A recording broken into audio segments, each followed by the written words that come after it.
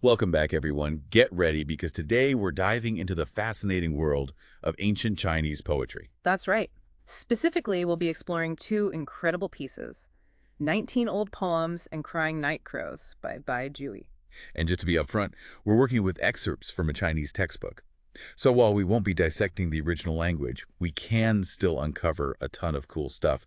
Think of it like, Time travel through literature? exactly, we're going way back. So first up, 19 old poems. Now, what makes these poems so intriguing, even beyond just their age, is that we don't actually know who wrote them. It's true, like a literary mystery from centuries ago. Right. Talk about ancient secrets. Yeah, And they date back to the Eastern Han Dynasty, which, if I remember correctly, was a pretty turbulent period. absolutely. The Han Dynasty, once this symbol of prosperity was starting to crumble. Imagine the political instability, the social unrest, its constant uncertainty, a lot to write about. Wow. Okay, so I'm picturing scrolls and scholars, that whole scene. I feel like that kind of era, it's almost like poetry would become this outlet, Yeah. you know, to express those anxieties and uncertainty. Exactly. And 19 Old Poems gives us this amazing glimpse into that world. These poems, they give voice to these really universal feelings, longing, sorrow, even just the feeling that time is fleeting, all against this backdrop of the Eastern Han Dynasty. Okay, I'm hooked. But how do these poems actually reflect the uncertainty of the time? I mean, it seems almost contradictory, these heavy themes alongside, well, what you've described as simple imagery. It's all in how those simple images are used. Like, take the image of swaying grass, right? On the surface, it's simple, natural, but it also speaks to this idea of impermanence, this sense of things always changing, kind of mirroring the instability of that era. That's so clever. It's like the poets embedded these layers of meaning into these seemingly simple images. Precisely. They weren't explicitly writing about emperors or crumbling dynasties, but those subtle connections to the historical context, they're definitely there. Wow. Okay, so we've got these universal feelings expressed through, like you said, evocative but actually simple imagery. What else can you tell us about the style, the themes we find in 19 old poems? You know, one of the things that really makes 19 Old Poems so enduring is how much they rely on analogy and symbolism to get their point across. Oh, totally. Like you were saying earlier with that image of swaying grass, Right. right? Representing the instability of the Eastern Han Dynasty. That's a perfect example of what you mean. Exactly. And these analogies, they're really the key to unlocking the poem's deeper meanings. Right. Like, for instance, there's this one poem that uses the image of the Weaver Girl. Oh, right. From the myth. The Weaver Girl and the cowherd, separated by the Milky Way, only meeting once a year. It's such a classic tale, so much longing. Exactly. And it's so clever because by referencing this well-known myth, the poet can tap into this shared cultural understanding of separation, right? Without having to spell it out. Right. It's like a shortcut straight to the heart of the poem. The reader, they instantly get the depth of those emotions, just like that. Precisely. And that clever use of analogy, it's not limited to mythology either. Remember that poem, Gathering Ferns, we talked about? Yeah. The one where even the title Gathering Ferns, it just feels so heavy. Yes. So that one uses ferns, right? Hmm. These plants that thrive even in tough conditions.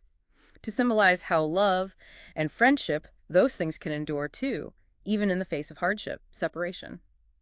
It's really incredible, how these ancient poets could take something so, I don't know, so everyday like ferns and give them this whole other layer of meaning. It really makes you want to like pay more attention to the natural world, doesn't it? Like, what else am I missing? Absolutely. It's a good reminder that poetry, it often reveals these hidden depths in the everyday, Like it encourages us to look beyond the surface and find those deeper meanings in the world around us, in nature. I love it. Okay, so with 19 old poems, we've got this really cool blend of historical echoes, these universal themes, and then this really masterful use of analogy and symbolism. And it's all done through these deceptively simple images. It's really amazing stuff.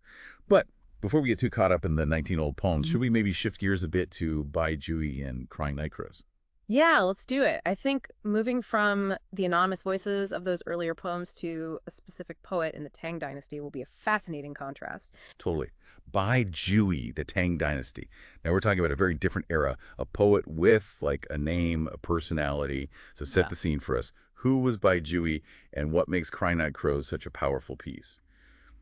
Okay, so we've gone from the mystery of who actually wrote 19 old poems to the Tang Dynasty and a specific poet this time, Bai Jui. Paint us a picture.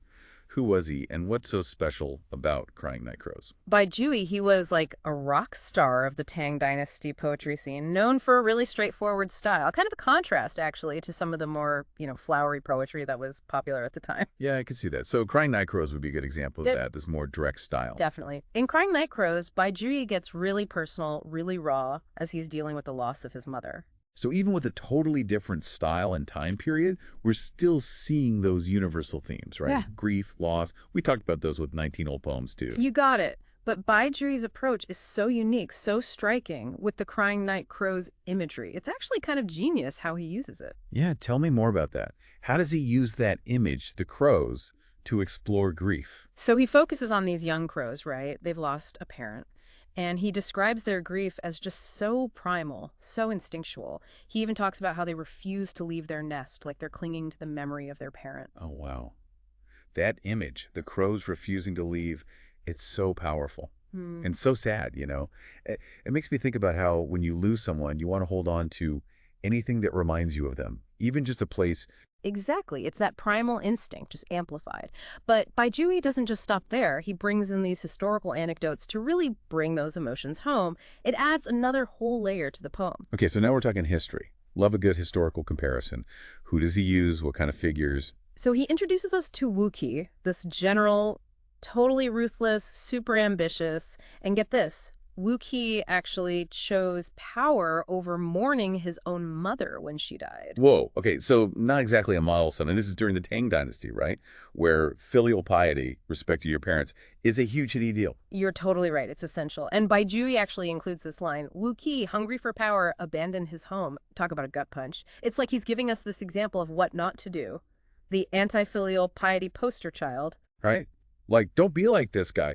But it's so clever because he's not just telling us, he's showing us through this really vivid historical example. And then, to drive the point home even further, he contrasts Wu Qi with Zhang Shen, this disciple of Confucius, who was famous for, well, being the opposite of Wu Qi, totally devoted to his parents. It's like he's saying, look, even these birds understand the importance of family. Don't be shown up by crows. Exactly. And that's what makes Bai Jui so incredible, He's not content with just expressing his own grief. He wants to give us this whole moral lesson, What? to remind us about filial piety, about those core values, all within this very personal, heartbreaking poem. I'm blown away. So much to think about.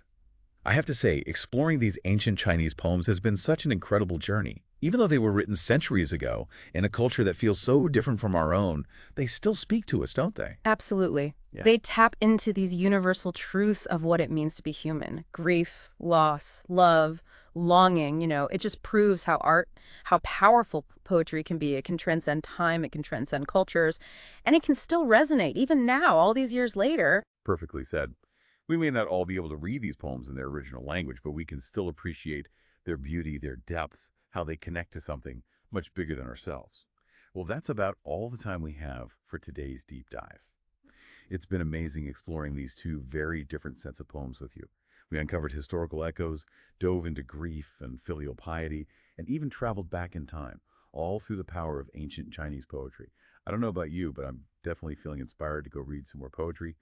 Thanks for joining us, and we'll see you next time for another deep dive.